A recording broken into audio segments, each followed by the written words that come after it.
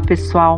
Bem-vindos ao podcast Sonho Bem-vindo. Eu sou a doutora Larissa Matsumoto, médica ginecologista e obstetra, especialista em reprodução humana e faço parte do time da Clínica Vida Bem-vinda.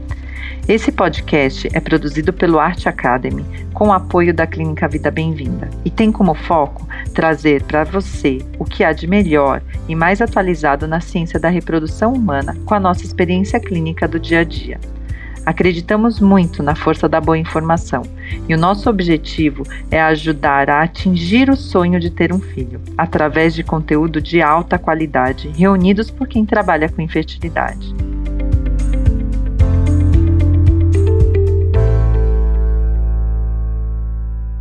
No episódio de hoje, eu vou receber a doutora Michele Nagai. Ela é médica ginecologista, especialista em reprodução humana, formada pela Universidade Severino Sombra, em Vassouras, no Rio de Janeiro. Fez residência médica em ginecologia e obstetrícia pela Universidade Estadual de Londrina, a UEL. Possui título de especialista em ginecologia e obstetrícia pela Federação Brasileira de Ginecologia e Obstetrícia, que é a FEBRASGO, e título na área de reprodução humana pela mesma FEBRASGO. Ela tem especialização em reprodução assistida pelo Hospital Pérola Baiton, em ginecologia endócrina e climatério pela Unifesp. É membro da Sociedade Paulista de Ginecologia e Obstetrícia, que é a SOGESP, e da International Society of Gynecology and Endocrinology, que é o ISGE, e da American Society for Reproductive Medicine, que é a ASRM, e a European Society of Human Reproduction and Embryology, que é o ESHRE. Atualmente, ela é médica da Clínica Vida Bem-vinda. Olá, doutora Michele, seja bem-vinda ao nosso podcast. Olá, Larissa, é um prazer fazer parte do podcast, finalmente, depois de algumas tentativas aí de bater agenda,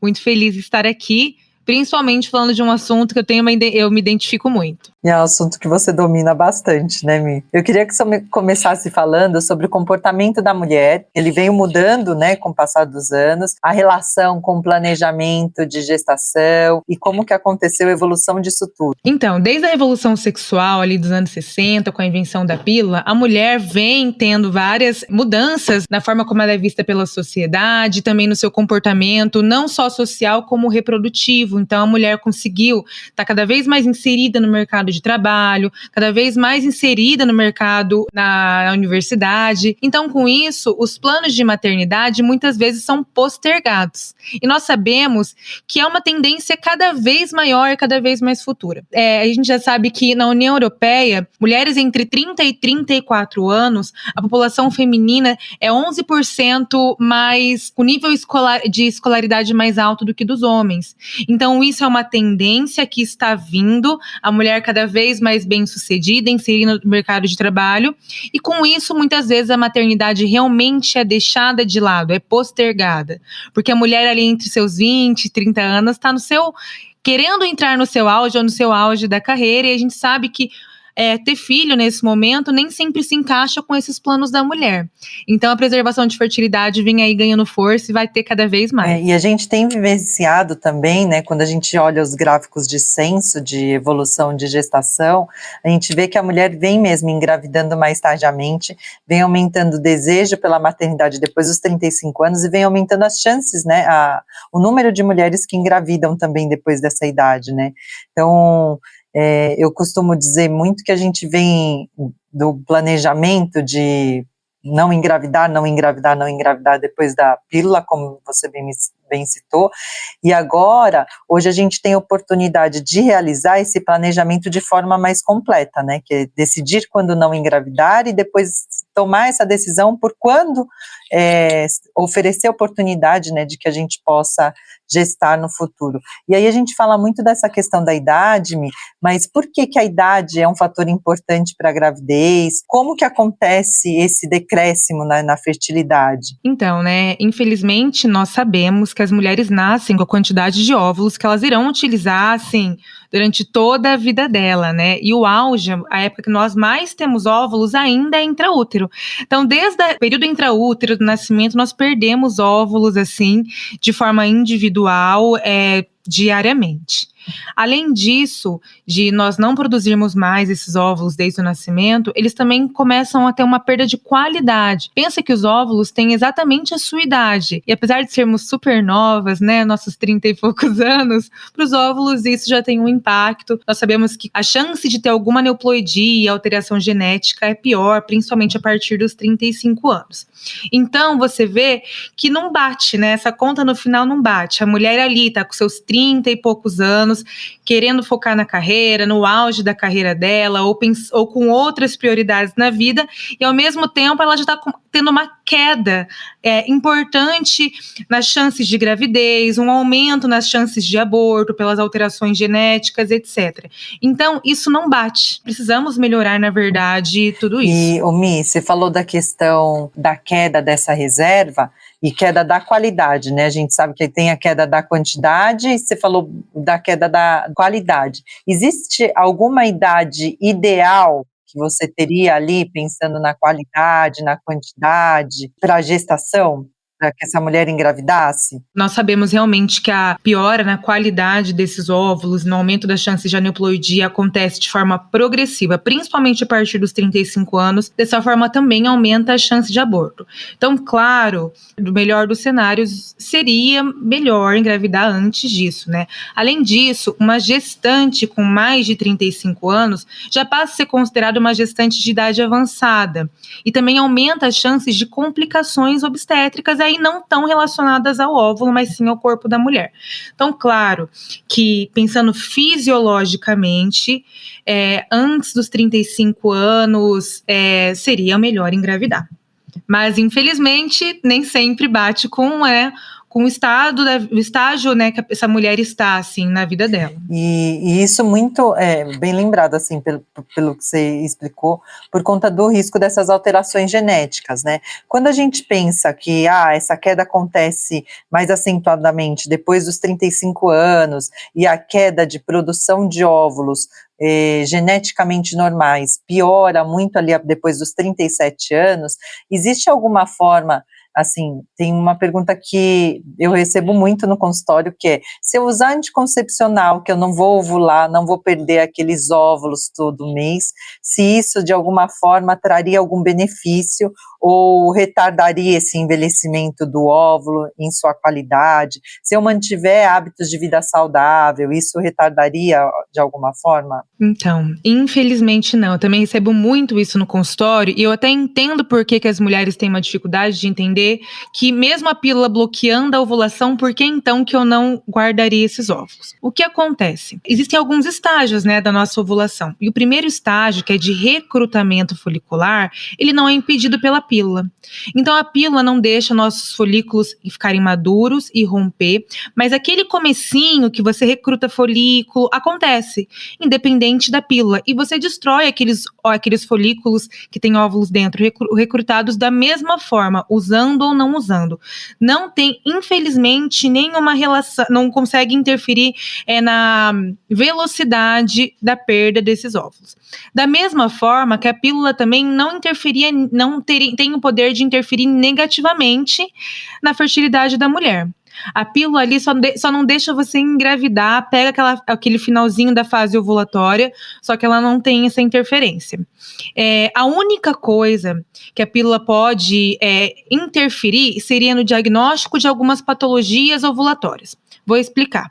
Por exemplo, uma paciente, se ela vier comigo, não menstrua, tem uma menstruação muito irregular, eu sei que provavelmente tem uma alteração, ela tem alguma alteração nesse período fértil dela. Quando a paciente usa a pílula, ela tem um sangramento bem certinho, ou não tem um sangramento. E isso não fala sobre como está a função reprodutiva dela, mas sim é um sangramento provocado pela pílula.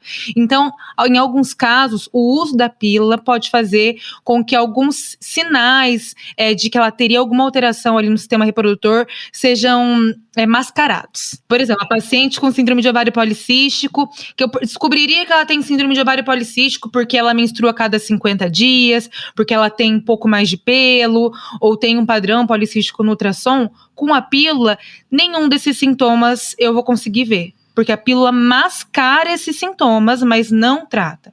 Então, seria a única coisa que poderia me prejudicar. Aí essa paciente vem comigo para engravidar, talvez lá próximo aos seus 40 anos, e não teria muito tempo hábil para a gente conseguir ajustar ela, e aí descobriríamos que ela teria um problema. Então, assim, seria a única forma da pílula interferir nisso. E a pílula também, questão de qualidade, também não sofre nenhum impacto. Mi, isso que você falou de interferir da pílula mascarar algumas patologias, eu acho que outra coisa que me vem à cabeça é a insuficiência ovariana, né? Quer falar um pouquinho sobre isso também? A pílula, ela interfere qualquer sinal relacionado à menstruação. Então, geralmente uma mulher que menstrua regularmente, sem o uso de pílula, eu já imagino que ela ovule, porque para uma menstruação acontecer de forma regular, respeitando períodos certinhos, precisa ter uma ovulação. Isso quando eu falo em forma regular, não a cada 2, 3 meses. Então, quando a paciente usa pílula, eu não sei o que está acontecendo. Eu não estou tendo um sangramento, uma menstruação efetiva. Eu estou tendo um sangramento por privação hormonal ali do intervalo da pílula, então realmente eu não sei como é. E da mesma forma que mascaria patologias como a síndrome dos ovários policísticos, também pode mascarar a insuficiência ovariana prematura, que eu acho que é o maior medo do esterileuta, né? Porque o que é insuficiência ovariana prematura? A insuficiência ovariana prematura é quando os ovários começam a entrar em insuficiência antes do tempo. Vou dar um exemplo. A menopausa acontece quando acabam-se os óvulos dos ovários. Então, acabaram-se os óvulos, você entra na menopausa. Ela é mais comum a partir dos 40 anos, antes dos 40 anos é considerada uma menopausa precoce. A insuficiência ovariana é isso, quando os seus óvulos começam a acabar antes do tempo. E o que o esterileuta pode fazer se uma paciente chegar para mim e não tem mais óvulos? Não tenho muitas opções de tratamento. Já disse que os óvulos são células que são produzidas ainda no período intraútero e que eles não se regeneram. Então, se a paciente vem sem óvulos, nós temos pouquíssimas ferramentas para trabalhar com ela.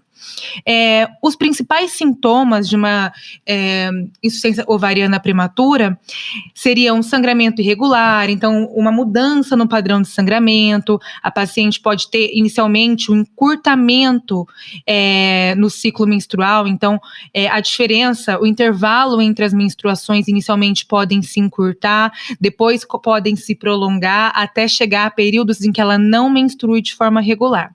Além de calorões, etc. Quando você usa pílula, eu não vou ter nada disso.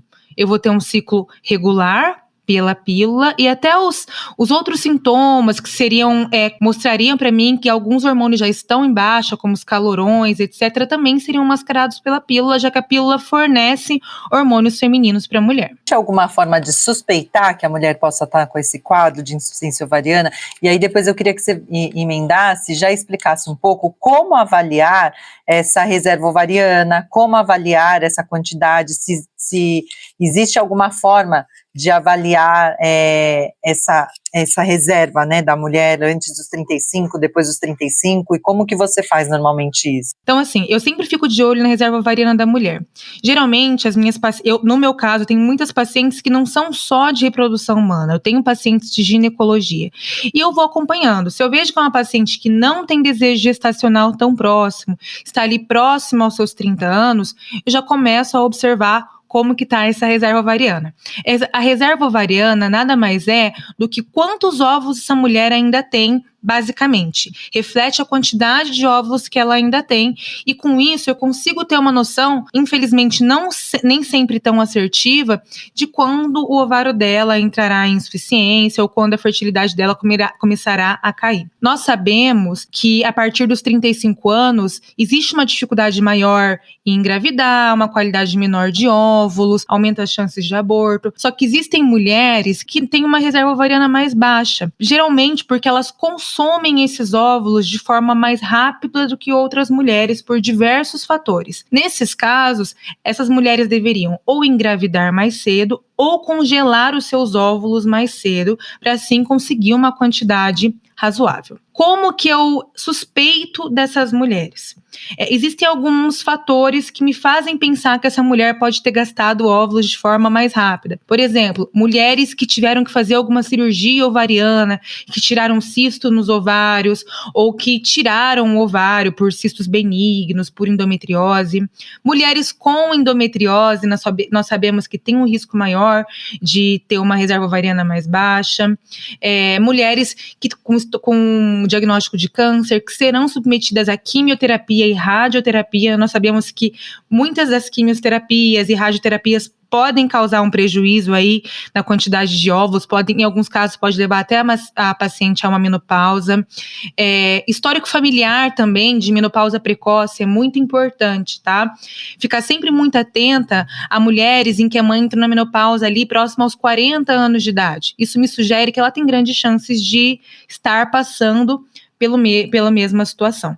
Nesse caso, eu sempre acompanho essa reserva ovariana bem de pertinho, pelo menos a partir dos 30 anos.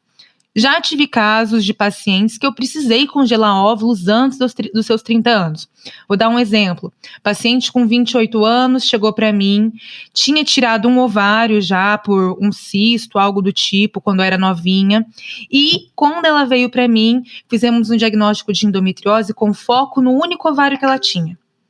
Nesse caso, o que optamos? Por congelar os óvulos dela com 28 anos. Pode parecer nova, mas pensa, ela já teria metade da reserva ovariana dela e mais ali um foco de endometriose dentro do ovário, causando mais prejuízo para ela. Se eu esperasse ela chegar próximo aos seus 35 anos, talvez ela não teria mais óvulos para nós congelarmos e também não seria justo eu falar para ela que ela teria que engravidar naquela idade. E outra situação que a gente pode congelar óvulos também numa idade mais precoce são as síndromes genéticas, né, Mi? Sim, principalmente ali síndrome de Turner, que geralmente está muito relacionada à falência ovariana prematura, além de algumas outras. Outras possibilidades também são pacientes com doenças autoimunes, às vezes em uso de algumas medicações, imunossupressores ou biológicos mais potentes. Então, algumas outras medicações também podem interferir aí na reserva ovariana dessa paciente. Mi, diante disso tudo, o que você usa para avaliar a reserva ovariana? E um ginecologista em consultório consegue fazer essa avaliação? Consegue sim fazer essa avaliação. Geralmente nós utilizamos de 2 parâmetros para avaliar a reserva ovariana: a contagem de folículos antrais e a medida do hormônio antimileriano. A contagem dos folículos antrais, na verdade, é feita por uma ultrassonografia. Em períodos específicos, geralmente com a paciente menstruada, nós contamos quantos folículos tem em cada ovário. A quantidade de folículos visíveis na ultrassonografia durante esse período folicular, durante a fase folicular precoce, e com a paciente menstruada, ela reflete a nossa reserva ovariana, a reserva ovariana dessa paciente. E é bem fácil de entender. Por exemplo, pacientes que têm muitos óvulos ainda, os ovários recrutam vários folículos e escolhe só um para ovular. Mulheres que já estão começando a ter uma queda na quantidade, já gastou bastante esses óvulos, os ovários recrutam uma quantidade menor, para que essa mulher chegue na menopausa naquela idade que ela está geneticamente ali programada. Então, a contagem de folículo antral é utilizada com a paciente menstruada e a medida do hormônio antimileriano, que seria um hormônio produzido pelos óvulos bem novinhos ali em estágios bem iniciais que ainda tem no ovário. Tá? Nós sabemos que a medida do hormônio antimileriano, ela sofre alteração de interpretação com o uso de algumas medicações. Então, aos ginecologistas, quando forem pedir medida de hormônio antimileriano, é sempre importante ver se a paciente está usando pílula ou se a paciente está usando alguma suplementação, como biotina. O Oscar mandou agora, né, um paper no nosso e-mail sobre até algumas outras medicações, como DHEA, entre outros, tá? Então tem que saber que algumas medicações podem interferir na medida, não que essas medicações interferem na quantidade, mas elas brigam ali com a forma como é medido esse hormônio antimileriano. E aí o que eu faço? Eu preciso suspender a pílula para a paciente usar o hormônio antimileriano? Não está errado, tá? Eu dosar o hormônio antimileriano com a paciente em uso de pílula. Não está errado, mas eu tenho que ter na cabeça que esse valor pode vir um pouco abaixo do que ele é na realidade. Pode chegar até 30% mais baixo do que ele é na realidade. O uso de biotina, por exemplo, que é muito frequente, muita mulher usa para queda de cabelo. O ideal é suspender pelo menos 72 horas antes da coleta. E aí vem a segunda pergunta, né, Lari? Que a gente recebe muito, eu recebo muito, pelo menos, de colegas ginecologistas e também no Instagram. Como interpretar o hormônio antimileriano? Geralmente, nós interpretamos valores abaixo de 1,1, 1,3, depende de onde você vê como referência, como um valor baixo. Então, pacientes estão próximas a 1 ali, eu já fico atenta, já pode ter uma medida limítrofe abaixo de 1, a gente já sabe que é uma reserva ovariana mais baixa. Mas também o hormônio antimileriano, a gente tem que correlacionar com a idade, né? Uma paciente de 40 anos com hormônio antimileriano mais baixo, isso reflete a queda da quantidade com a idade mesmo. O que me assusta mais é uma paciente de 20 e poucos anos com hormônio antimileriano mais baixo, tá?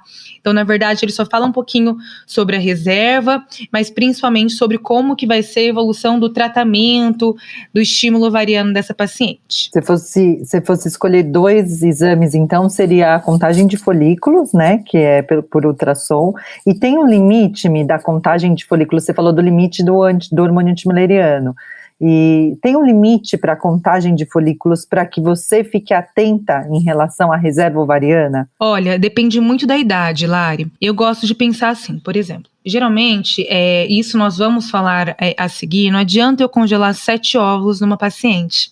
Geralmente, quando a paciente vem para congelar óvulos, nós fazemos uma meta, né? Então, essa paciente com tantos anos precisa de tantos óvulos congelados para tantos % de chance de gravidez. Quando a paciente está com uma quantidade muito menor ali de folículos e que eu vou pensar em fazer 2, 3 ciclos, eu já fico atenta, e eu não estou falando de baixa reserva, tá? Estou falando até de uma paciente não, mas existe uma paciente com menos de 10 folículos, já ficaria preocupada, mas varia muito com a idade, né, Lari? Então, assim, cada idade tem um tanto esperado. Uma paciente de 20 e poucos anos, eu quero que ela tenha mais de 15 folículos. Uma paciente de 30 e poucos anos vai ter menos, enfim. Mas tem que ficar de olho mesmo. E o FSH, Mi, você usa o FSH? A gente falou muito de anticoncepcional e a relação, né, com essas formas de avaliar a reserva ovariana, e até o anticoncepcional também, a mulher utilizando anticoncepcional, a contagem de folículos pode também ser prejudicada, né, em função da supressão, né, ovariana que o anticoncepcional causa. E o FSH, fala um pouquinho sobre ele. Ele ainda tem seu espaço? Quando que ele é útil, quando não é útil? O FSH tem seu espaço ainda, principalmente nesse caso, pacientes que usam pílula. Pacientes que usam pílula, às vezes eu tenho uma dificuldade de contagem de folículo antral, mas se eu tenho um FSH alto numa paciente que usa pílula, aí já me chama a atenção de uma insuficiência ovariana prematura, tá? O FSH, geralmente a gente não usa ele como parâmetro de reserva ovariana. Nós usamos ele como parâmetro para insuficiência ovariana. O FSH acima de 20, 30, já pensaria até numa menopausa, então nós usamos nesses casos. Para fazer reserva é complicado, né, porque ele é muito inespecífico, mas existe todo um jogo ali, né, hormonal que nós usamos. Quando a gente escolhe o hormônio, tem que ser no período certo, e são várias coisas associadas. Se eu faço um FSH, ele está bem no comecinho da menstruação, que eu espero que ele esteja baixo, ele já esteja ali num 15, eu já fico preocupada, tá? O FSH tem uma variação de acordo com o momento do ciclo menstrual em que ele é colhido, e fale mais sobre insuficiência, mas nós também ainda temos essa utilidade. Principalmente, eu vou falar bem a verdade ali, serviço público também. Eu lembro quando eu fazia gineco-endócrino na Unifesp, a gente não costumava avaliar a reserva ovariana das pacientes, por outros motivos, ali a gente tratava patologias, algumas outras coisas, mas várias vezes a gente chegava uma paciente com FSH alto e ali eu prestava atenção, já sabia que essa paciente tinha uma reserva ovariana mais baixa. Isso é informação útil até para os nossos colegas ginecologistas, né, que muitas vezes utilizam o FSH como marcador. Então, é um marcador mesmo, a gente utiliza como o FSH basal, que é esse dosado, né, no segundo, terceiro dia da menstruação. Lembrando que o FSH é o hormônio folículo estimulante, ele é liberado pela hipófise, mas a reserva ovariana mesmo, a melhor forma pela contagem de folículos antrais e pelo antimileriano. E essa contagem de folículos antrais, existe a possibilidade de pedir em algum laboratório para fazer, ou só especialista em reprodução humana Explica um pouquinho como que nossos colegas poderiam pedir esse exame para as pacientes deles. E qual seria o melhor momento, assim, de uma forma geral, para começar essa avaliação? Então, dá para pedir em laboratório. Claro que você tem que saber muito bem como é feito esse exame, porque não é um exame que é feito assim, de forma tão rotineira. Nós orientamos as pacientes a fazer na fase folicular precoce, que seriam nos primeiros dias da menstruação, até lá seu segundo, terceiro dia da menstruação. Então, sim, é um ultrassom menstruada, não tem problema, normal, nós fazemos mesmo, né? E aí tem que pedir para o ultrassonografista medir os folículos de 2 a 9, 8 milímetros. Medir, contar, medir um por um, tá, gente? Contar quantos tem em cada ovário. É muito importante falar que não adianta eu pegar um ultrassom em qualquer fase, sabe? Assim, a paciente fez um ultrassom, não sei nem que fase que ela tá, tinha tantos folículos. Isso não quer dizer tanta coisa, existem fases específicas. Tem que ser em fase folicular precoce, com a paciente menstruada, às vezes dá para avaliar pós-ovulação, mas aí de forma mais tranquila, mais fácil, mais didática. Para quem não é especialista, o ideal é fazer menstruada entre o segundo e o terceiro dia da menstruação. Isso muito por conta da homogeneidade, né, dos folículos. Quando o folículo já está grandão, às vezes dificulta essa contagem. E com anticoncepcional é isso, está tudo muito pequenininho, o ovário perde volume, então pode dificultar também a realização a contagem do exame, né. No geral, acontece a mesma coisa que o antimileriano, a gente acaba subestimando, né, a contagem desses folículos. E qual idade que você recomendaria, Mi, para que começasse a fazer a avaliação dessa reserva ovariana? Então, eu aconselharia as pacientes procurarem a avaliação da reserva ovariana a partir dos seus 30 anos. Claro que pacientes que não se encaixam naqueles fatores de risco que nós falamos antes, como histórico familiar, endometriose, etc., tá? Pacientes sem nenhum desses fatores de risco, o ideal é procurar avaliar a reserva a partir dos seus 30 anos. Os estudos mostram que as mulheres que mais tiveram benefício para congelar seus óvulos foram as mulheres na faixa etária de 32 a 37 anos. E como assim benefícios? Nessa relação entre quantas congelaram e quantas foram buscar. Tá? Então, se você congelar muito antes, existe um maior risco de você não utilizar esses óvulos. Então, aquilo, quanto mais cedo, melhor, nem sempre funciona. Tá? Então, assim, o maior benefício seria nessa idade, em mulheres que têm uma reserva ovariana esperada para a idade dela. Como eu já disse, uma paciente que tem endometriose, uma paciente que tem um histórico de cirurgia ovariana prévia, histórico familiar de menopausa precoce, o ideal é que a reserva ovariana seja avaliada antes ainda, ali na faixa dos seus 20 e poucos anos, pelo risco de ser abaixo do esperado para a idade. Quando que você recomenda, Mi, o congelamento de óvulos? Eu recomendo congelamento para mulheres com mais de 30 anos que não desejam engravidar tão cedo, ou por não ter parceiro para isso, não querer, ou porque ainda estão numa fase da carreira que não se encaixa a maternidade.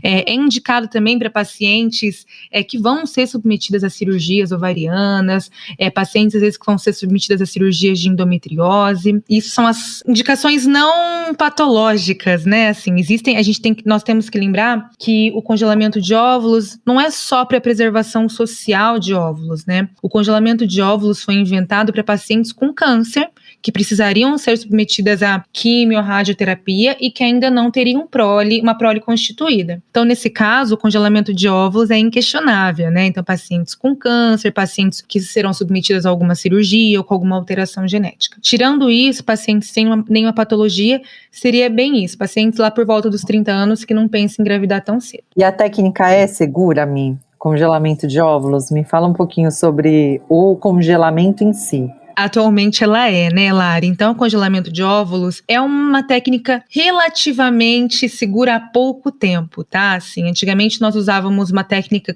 que era um congelamento lento e aí tinha uma perda maior. Hoje em dia nós fazemos a vitrificação, que é um congelamento super rápido, a menos 196 graus, tá? E a taxa de perda desses óvulos é muito mais baixa, ali por volta dos seus 10% até. Então, atualmente é uma técnica segura, não existe um limite limite de tempo que esses óvulos podem ficar congelados. Então, os estudos mostram que se ele está congelado há 1 ano, há 5 anos, não tem um impacto na qualidade desses óvulos durante o descongelamento. Então, realmente não tem um limite. É uma técnica, sim, segura. Desde que, já voltando a falar num assunto que a gente vai falar um pouquinho mais pra frente, tem uma quantidade suficiente congelada. Não adianta você congelar 2 ovos e falar assim, meu Deus, eu vou ter filho. Não, não é assim. E nós vamos falar disso um pouquinho mais pra frente. Então, é segura sim, sabendo das limitações que todas as técnicas têm e essa como todas as outras têm. Existe um número? Que essa é a pergunta-chave. Existe um número ideal? Então, sabe por que eu falo muito isso? Porque primeiro que nós estamos aí pegando uma leva de pacientes que congelaram assim 5, 6 óvulos e estão voltando, porque esse conhecimento de quantidade de óvulos não é um conhecimento antigo. É um conhecimento que tem ali depois de 2015, 2016. Então, as pacientes não sabiam que tinha, não sabia esse direito, né? Tinha uma noção, mas ninguém tinha, assim, uma estimativa de óvulos. Os trabalhos que mostram uma quantidade de óvulos necessária para realmente ter chances viáveis de gestação só com esses óvulos congelados, são mais recentes. Então, nós estamos pegando uma leva de pacientes assim, e também é uma coisa muito frequente no consultório. Chega uma paciente que tem uma reserva ovariana que é ok para a idade, mas tem, sei lá, 13, 12 folículos, eu já converso com ela, existe grande possibilidade de você ter que fazer mais de um ciclo, e elas ficam confusas, nossa, mas por quê? Eu tenho 10 óvulos, por que eu tenho que fazer outro? Então, o que acontece? Existe um fator na reprodução humana que é o funil da reprodução humana, né? Como o Lucas que fala bastante sobre isso. O que acontece? Nós temos perdas em todas as etapas da reprodução humana. Eu vou explicar assim de uma forma acho que mais fácil para vocês entenderem. Chega uma paciente para mim no consultório, eu vou lá, faço um ultrassom nela, ela tem 13 folículos. Começa as medicações. Geralmente a quantidade de folículos que a paciente tem no início é meio que o que ela vai ter, assim, ela dificilmente vai ter mais do que aquilo, porque eu vou dar medicação para os folículos que ela tiver crescer, né? Então essa contagem de folículo antral é um fator limitante e que a gente ainda não sabe melhorar, não tem como melhorar atualmente na reprodução. Então essa paciente me chega com uns 13 folículos. Eu forneço medicação para ela para amadurecer esses folículos e vou avaliando. No meio do caminho, nem todos os folículos cresceram, alguns morreram, pararam de crescer ali no caminho. Aí continuo dando medicação. Quando esses folículos chegarem entre 17 e 20 e poucos milímetros, eu considero que os óvulos que estão dentro deles estão maduros, e aí marco a coleta. Vou coletar. Nem sempre todos os folículos têm óvulos, então pode ter folículo que não tem óvulo. Então 13 já caiu lá para uns 10, já caiu lá para uns 8. Dos óvulos, nem todos os óvulos estarão maduros. Aí pode cair mais um pouquinho. Dos óvulos maduros, congelei esses óvulos, voltei para utilizar. Durante o descongelamento, podemos ter uma perda da quantidade de óvulos. Depois, vou fertilizar com espermatozoide. Nem todos fertilizam. Dos fertilizados, nem todos evoluem para um estágio adequado para fazer a transferência embrionária. Dos embriõezinhos que estão prontos, colocamos dentro do útero, nem todos geram uma gestação, alguns não são geneticamente normais, enfim. Então, como vocês podem ver, existe uma queda em todas as etapas da reprodução humana. Se eu tiver 5 óvulos, a chance de eu ter um embrião ali na etapa final é muito baixa. Então, eu preciso fazer uma programação. O congelamento de óvulos, independente da causa, do porquê você está congelando, ele precisa de uma programação. Então, geralmente, quando vem uma paciente para mim no consultório, olha, eu quero congelar meus óvulos porque eu não quero ter filhos tão cedo. Eu sento com ela, converso, explico tudo isso que eu expliquei para vocês. Nós vemos a idade dela e calculamos uma meta de óvulos, tá? Que precisamos congelados. Assim, para ter uma chance de 80%, mais ou menos, uma mulher até seus 34 anos precisa por volta de 15 óvulos. Depois dos seus 35 a 37, precisa por volta de 20 óvulos. Após os 38 anos, não chega a 80%, independente de quantos óvulos. Então, como vocês podem ver, com a idade, a quantidade de óvulos necessários para boas chances aumenta. Porém, a chance dela ter uma boa quantidade de óvulos por vez diminui, porque a reserva dela vai caindo. Então, temos que sentar e conversar. Então, chega essa paciente, eu avalio a reserva ovariana dela, fazemos uma meta, aí a gente vê o que seria possível com a reserva ovariana e a gente faz uma programação de tratamento. Olha, eu acredito que para conseguirmos 80% de chances de neném em casa, que seriam, 15 óvulos, você precisa de 2 ciclos, ou talvez com 1 seja possível. E mesmo com esse planejamento, a reprodução humana, ela adora mostrar pra gente que nós não temos controle sobre tudo. Então, às vezes, fazemos um planejamento e ela tem todos os óvulos que ela precisa de uma vez só, ou ela não tem, precisa de mais ciclos e nós não esperávamos por isso. Nosso corpo é uma caixinha de surpresa nessa parte. Isso que você falou do funil, Michele, no congelamento tem uma etapa a mais, que é o descongelamento. Então, muitas vezes a gente pensa, para a fertilização in vitro, 10 óvulos é a média que a gente tem, talvez seja necessário para uma mulher de 35 anos. Por que congelar 15? Porque a taxa de descongelamento e sobrevivência desses óvulos, no geral, gira em torno de 80%, né? Então, tem uma etapa a mais ali, que eu tenho que contar com esses 20% ali de óvulos que eu vou perder no descongelamento. Então, essa programação é essencial. E isso é um fator, né, que a gente leva muito em consideração. Não é incomum casais procurarem a gente para preservar a fertilidade. Então, um casal mesmo, casado ali, eles querem preservar a fertilidade e sempre surge essa dúvida, né? Congelar óvulo ou embrião? Então, isso que a Lari falou, nós levamos muito em consideração. Quando congelamos o embrião, nós chegamos ali até o final. Então, mesmo que ela tenha 10 óvulos, talvez ela tenha uma boa quantidade de embrião. A gente vai chegar. Quando a paciente não congela embrião, congela óvulo, nós não sabemos o que vai acontecer. A gente não sabe o que vai acontecer a partir da fase do descongelamento. Talvez ela descongele, perca um pouco, talvez nada fertilize. Então, isso que a Lari falou faz muita diferença. Mi, e essa questão de congelar óvulo e embrião para os casais, quando você opta pelo congelamento de embriões para preservação de fertilidade? E quando você opta por não congelar embriões, congelar óvulos? Essa é uma pergunta complicada até de responder no consultório. Quando o casal vem para mim, a gente sempre tem que falar uma coisa que nem sempre é agradável de se ver. E aí, e se você separar, o que você vai fazer? Porque assim, para você utilizar o embrião, você precisa da autorização dos dois. E se a mulher separar? O homem, muito provavelmente, vai ter ali espermatozoide depois dos seus 40 anos. Tem uma queda? Também tem, mas é muito diferente da mulher. Agora, a mulher não. Então, eu converso muito sobre isso. Congelar embrião, ok, mas e se tiver uma separação? Então, assim, você só teria vontade de engravidar se fosse com esse parceiro? Porque ninguém casa pensando em separar, mas nós sabemos o que acontece. Então, é um segundo fator que eu levo muito em consideração. E também tem os fatores éticos, né? Assim, aí já entra fator ético, religioso, que é muito individual de casal para casal, né? Então, são várias, pra gente, nessa escolha, envolve várias informações, né? Essa da quantidade. Então, assim, uma paciente com uma reserva ovariana limítrofe é mais confortável congelar embrião.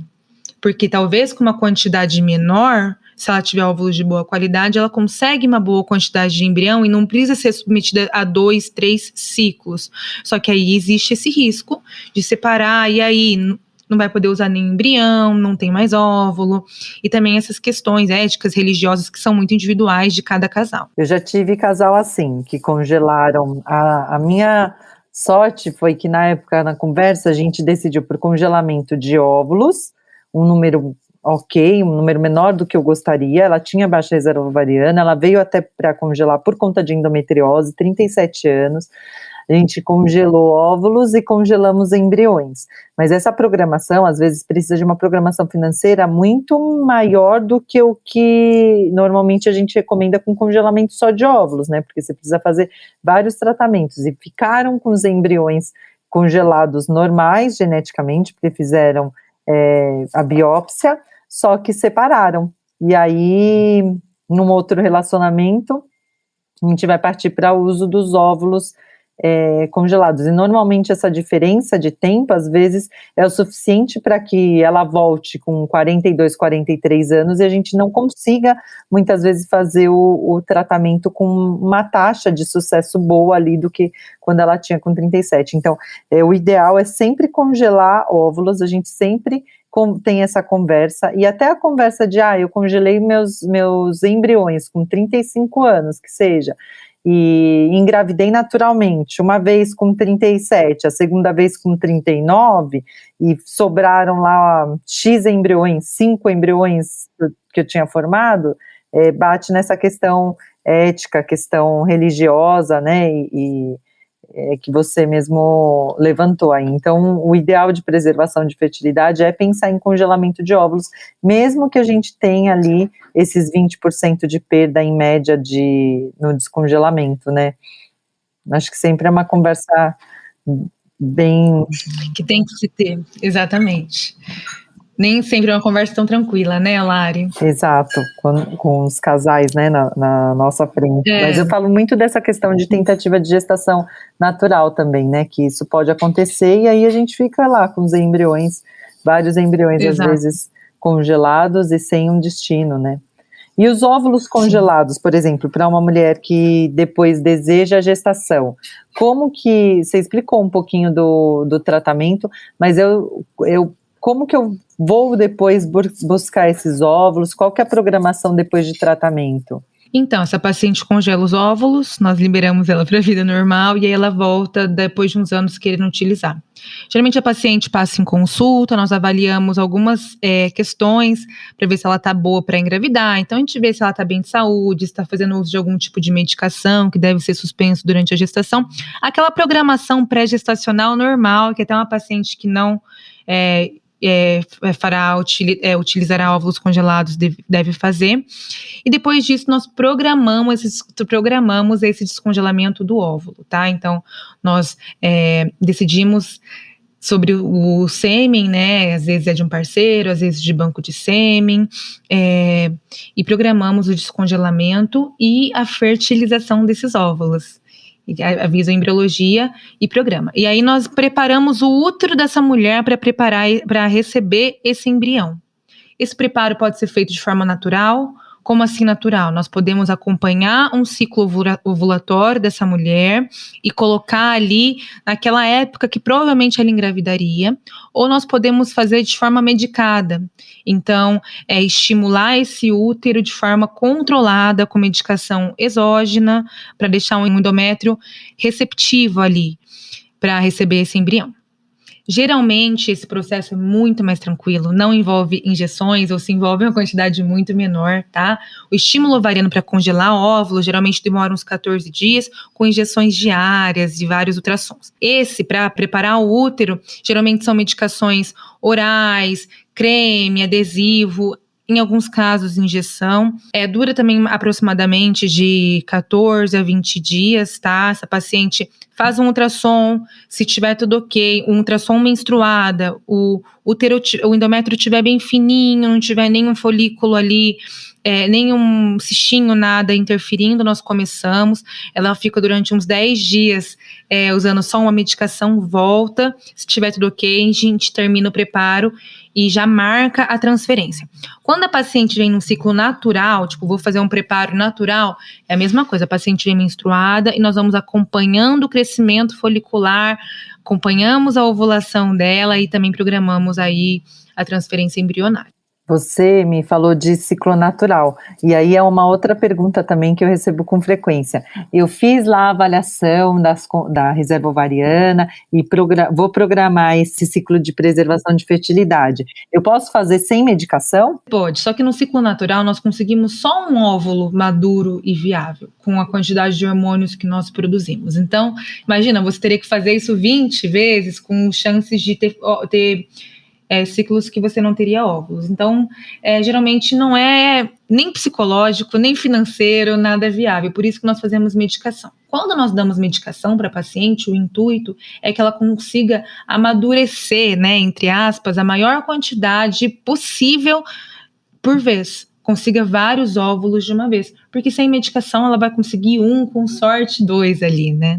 Mi, você falou em congelamento e a idade, então a idade acaba interferindo acho que isso já vai repetir, né? Essa é a penúltima pergunta, né? Não, a idade é o fator limitante da reprodução mais importante em todos os aspectos, para congelar, para fertilizar, para FIV, para tudo. Idade da mulher, infelizmente, a reprodução ainda não teve um avanço suficiente para conseguir melhorar. E acho que muito importante da idade é a questão também que está diretamente relacionada à reserva e à qualidade, né? Do número de estímulos que a gente vai precisar. Porque, se eu preciso de um óvulo para uma chance de 70% de ter um embrião geneticamente normal com menos de 35, depois dos 38, provavelmente eu vou precisar de 2 óvulos, com 40 anos eu vou precisar de 2 óvulos para que tenha a mesma chance ali com 35. Então o cálculo é mais ou menos de forma bem simplificada assim.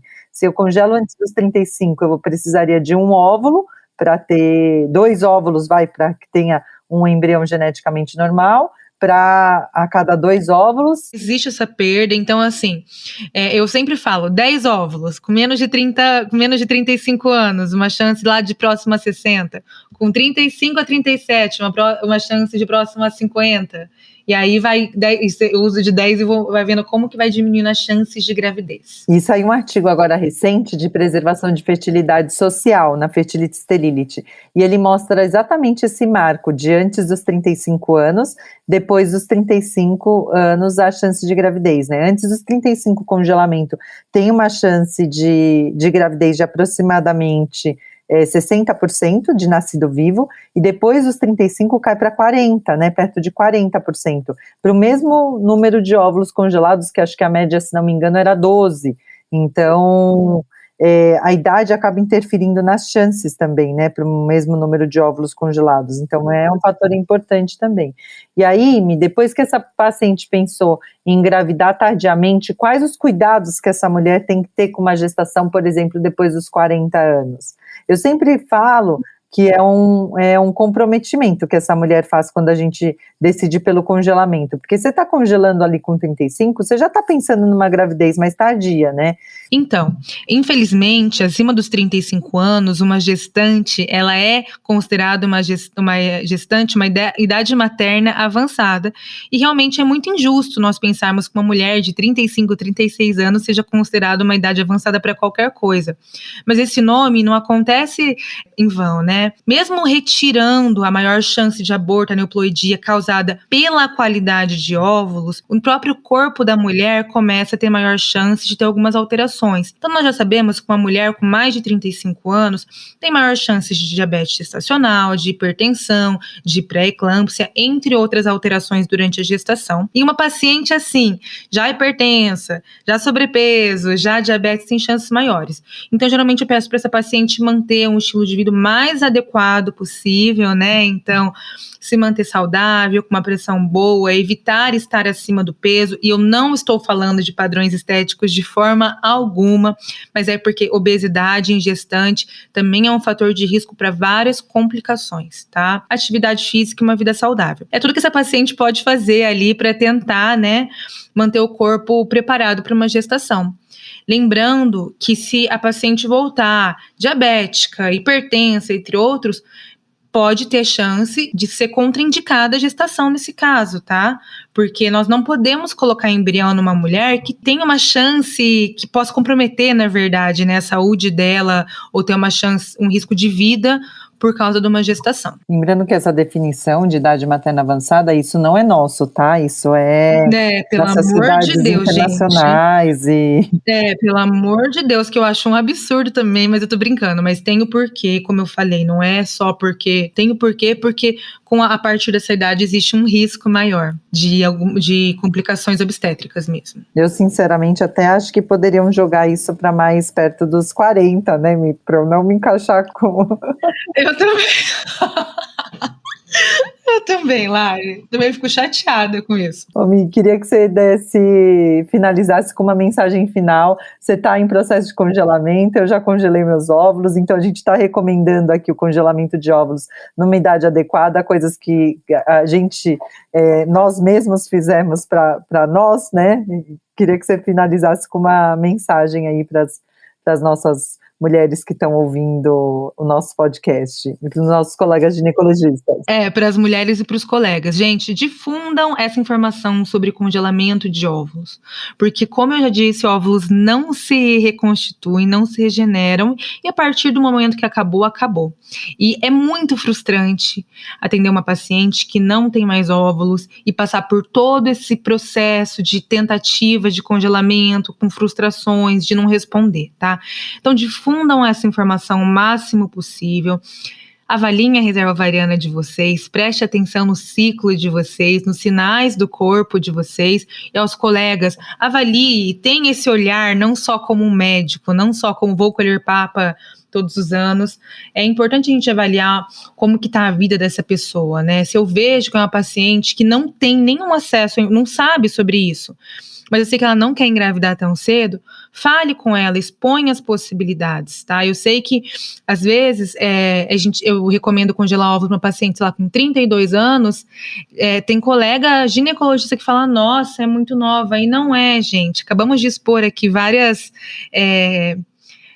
porquês, né, de fazer isso. Então, o que eu posso falar de mensagem é isso. Eu tenho uma reserva ovariana baixa para minha idade, não sabia, teoricamente não tinha nenhum fator de risco. Depois que eu descobri da minha reserva, apertando ali, procurando na família, tem um histórico aí de uma insuficiência ovariana prematura na minha família, e nem é tão prematura. Minha mãe aparentemente entrou na menopausa com uns 42 anos, nem entraria, tá, em diagnóstico, mas já me fala que minha reserva é um pouco mais baixa. Eu tenho 36 anos e a Lari me acompanha nessa tentativa aí, na saga do meu banquinho de óvulos, pegando de um em um e indo, e não é fácil. Eu acho que tudo que mexe com reprodução humana, para a mulher, para o casal, mas principalmente talvez para a mulher, é muito complicado psicologicamente. Nós crescemos com algumas mensagens que estão na nossa cabeça. Então você vai crescer, você vai estudar, você vai casar, você vai ter filho, e muitas vezes, e é cada vez mais frequente, nossa vida não segue esse script. Então, assim, eu tô com 36 anos e achei que eu teria filhos, sei lá, com essa idade, quando eu tinha meus 20 anos. E nem sempre é fácil você ficar aí, nem sempre, não é fácil ficar passando por essas frustrações. Congelar óvulos nem sempre é uma decisão fácil. Quando uma mulher vem pra gente, né, para congelar óvulos, ela já teve que superar vários estigmas da vida dela. Ela já passou pela mulher que, é a mulher que prefere a carreira do que ter filho, ou a mulher que não casou e não acha ninguém, ou etc. Então ela já teve que superar algumas bobeiras sociais que nós temos. Nem sempre é fácil. Eu escuto às vezes colegas falarem assim, congelamento é tranquilo. Não é tranquilo, gente. Às vezes a paciente está passando por muita coisa para chegar até você, e você tem que ter uma cabeça muito aberta e para conseguir entender a fase que ela está passando. Você imagina que às vezes ela vai congelar e nem sabe se ela vai usar, nem sabe. Então, assim, dá um apoio para essas mulheres. Foi o auge aqui do podcast, esse relato, até me arrepiou. Gente, a Lari já passou comigo por cada uma, né, Lari? Já chorei, que eu sou da reprodução, mas não é fácil, não, viu? Não é fácil fazer esse processo, é uma loucura hormonal e frustração, então. A Lari já me acompanhou muito, aí ela é minha parceira de toda essa trajetória. E depois que você passa por tudo isso, você tira um peso, assim, né? Porque, assim, a gente sabe que não é 100% congelamento, requer mesmo planejamento, essa questão de planejar o passo a passo, planejar financeiramente, planejar a quantidade de estímulos que a gente vai precisar. Nem sempre tudo acontece como esperado, tem os sintomas colaterais, então é importante ter o pé no chão, mas depois que você faz tudo isso, você tira um peso. Eu fiz numa situação um pouco diferente, que eu nunca pensei em gestação, ainda não estou pensando nisso agora, já estou perto dos 40, congelei justamente por isso, porque eu não me via mãe quando eu cheguei lá perto dos 35 anos, e o meu processo foi mais tranquilo, mas eu sinto que eu tirei um peso, assim, porque é justamente o que você falou, gera essa questão social de, tá chegando ali aos 35, quando você vai engravidar, quando você... essas perguntas, querendo ou não, a gente se depara com ela a cada roda social que a gente vai, né? E aí você responde, não, estão lá congelados, estão lá congeladinhos. Exatamente. É uma pressão social muito grande, né? Assim, e requer muita força para você peitar essa questão social, porque você está peitando o que você aprendeu, o que você escutou, a sua família, o que você viu na TV, o que você vê nos filmes, e nem sempre é tranquilo mesmo. E até assim, desmistificar. Com certeza. Eu também acho. porque é um tabu. Eu estava lendo um artigo aqui que é bem polêmico, eu estava até falando com a Lari, na verdade é um comentário da RBMO sobre o congelamento eletivo e a emancipação feminina, e é bem isso, né? É um tabu. Eu li um outro artigo de estudantes assim, de nível superior, de mestrado, doutorado, e 80% delas consideram um tabu falar sobre pensar em congelar óvulos. E também tem pouquíssima informação sobre esse tema. Então, tem que difundir mesmo. E você sabe que a gente teve, né, uma aula, que foi uma pesquisa que a Ferrin patrocinou, e foi muito interessante sobre preservação de fertilidade, que eles entrevistaram mais de 600 mulheres, e eles acharam que as mulheres, até a decisão de congelamento de óvulos, elas levam em média 2 anos, entre ter acesso à informação e o médico colocar como opção, mesmo os nossos colegas ginecologistas colocam como opção para ela, olha, você não está pensando em engravidar com 35, por que você não vai para congelamento? Até que ela decida pelo congelamento, são 2 anos. E é o que a gente vivencia hoje no consultório. Com a pandemia a gente viu muito aumentar a procura pelo congelamento, que ótimo, mas quando a gente faz os levantamentos, e até esse estudo que saiu na Fertility, da Cornell, que é em Nova York, né, que você pensar, é um país desenvolvido, eles têm mais acesso à informação, né, teoricamente, porque a média de idade das pacientes que congelaram lá também foi 38,2 anos, quando a gente pega os nossos tratamentos na clínica Vida Bem-vinda, é em média 38 ponto alguma coisa também. Às vezes nessa idade vai precisar de um número de estímulos maior mesmo, então o acesso à informação e o amadurecimento dessa ideia que pode levar até 2 anos, é importante que a gente difunda isso e que o acesso esteja cada vez mais precoce, né, e no dia a dia do consultório ginecológico. Com certeza, eu mesma, a Lari sabe muito bem disso, mesmo tendo acesso à informação, mesmo lidando com paciente com baixa reserva diariamente, quando eu me peguei nesse local, eu demorei a Lari sabe tanto que eu demorei para criar coragem de enfrentar isso. Tá? Claro que meu caso não era um congelamento só assim, vou congelar, talvez. Eu sabia que ia ser uma jornada complicada para mim, por ter uma reserva baixa e ter que fazer várias vezes. Mas eu demorei praticamente 2 anos, né, Lari, para conseguir assimilar e falar, beleza, eu vou. Passou de tudo pela minha cabeça, e isso passa pela cabeça dos pacientes. Eu entendo por que eu não casei com fulaninho, por que eu resolvi fazer isso, meu Deus, será que eu estou fazendo a escolha certa da minha vida? Talvez seja para não ter filho mesmo. Então passam muitas coisas pela nossa cabeça, e eu entendo completamente isso, por isso que é o que a Lari falou, quanto antes tiver essa informação, quanto mais tempo você tiver de assimilar, né, menor impacto psicológico, financeiro, medicamentoso, de saúde e de tudo, né? Eu costumo dizer, faz e cuida da saúde para engravidar tardiamente, se der essa oportunidade, porque tem muita paciente que pergunta para mim, eu vou fazer o congelamento, mas será que eu quero que meu filho nasça de fertilização in vitro? E aí, essa é outra questão, a gente não congela os óvulos não necessariamente para utilizá-los, né? A gente congela os óvulos para que você tenha essa opção, caso se deparou com infertilidade ali, possa usar os seus óvulos com uma chance maior de gravidez. Você vai tentar engravidar naturalmente, né? Então, é outra questão também que normalmente a gente se depara ali, eu não aceito hoje fertilização in vitro, mas pode ser que no futuro seja o caminho realmente para que você consiga aí a maternidade, né, mesmo que não seja esperada agora no momento. Fertilização in vitro não é para quem quer, né, ninguém entra no nosso consultório, eu quero fazer uma FIV, é para quem realmente precisa, né. Com certeza. Gostaria muito de agradecer o seu relato, de agradecer a sua presença no podcast.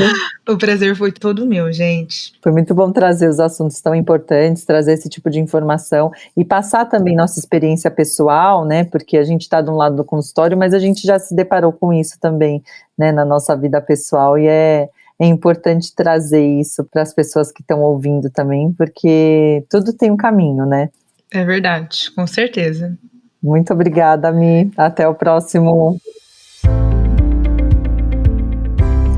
Obrigada por estar conosco nesse episódio do Sonho Bem-vindo. Além de poder escutar esse podcast nas principais plataformas de áudio, você também pode nos encontrar no Instagram, @arte.academy, com Y no final, e @Vida Bem-vinda. Se você gostou desse podcast, ficaremos muito felizes de ouvir sua opinião e os comentários em qualquer plataforma que esteja usando. Importante dizer, esse podcast tem caráter meramente informativo e educacional. Não deve ser utilizado para realizar autodiagnóstico ou automedicação.